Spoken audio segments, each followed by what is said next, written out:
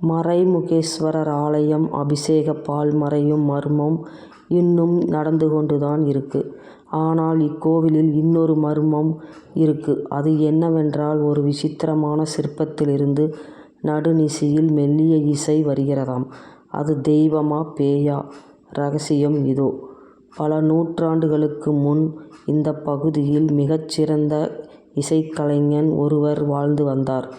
தன் பக்தியால் எந்த நேரமும் இறைவனையே இசையால் தன் வசப்படுத்தினார்கள் அந்த கலைஞன். ஆனால் ஒரு கணம் அந்த கலைஞன் ஆணவம் கொண்டான். அந்த ஆணவத்தால் இறைவனின் கோபத்துக்கு ஆளாகி இந்த பாழடைந்த கோவிலில் சிலை வடிவில் உறைந்து போனாராம். இரவு நேரங்களில் அவரது இசைக்கான ஏக்கம் சிலை வடிவில் உறைந்திருக்கும் அந்த பக்தரின் வாயிலாக இசை வெளிவருகிறது என்று இங்குள்ளவர்கள் மக்கள் நம்புகின்றனர். அந்த இசை சாதாரண இசை அல்ல. அது கேட்டால் கோவிலின் சுற்றுப்புறமே வினோதமான நறுமணத்தால் குழப்பப்படுமாம். சில சமயங்களில் கோவிலில் மணி தானாகவே ஒலிக்கிறதாம்.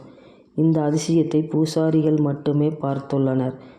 அந்த இசை சாபத்தின் வெளிப்பாடு அல்ல, மாறாக அது பக்தியின் உச்சம். அந்த இசையை கேட்க இறைவன் இரவில் இங்கு வருவதாகவும் தன் பக்தனின் இசையை ரசித்து அவனை ஆசீர்வதிப்பதாகவும் பின்னர் ஒரு பழைய ஓலைச்சுவடியில் இருந்து தெரிய வந்தது.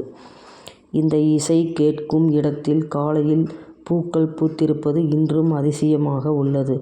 மர்மச் சத்தமாக இருந்தாலும் அது இறைவனால் ரசிக்கப்படும் பக்தி இசை என்றால் அந்த சிலை ஒரு பொக்கிஷம்தான்.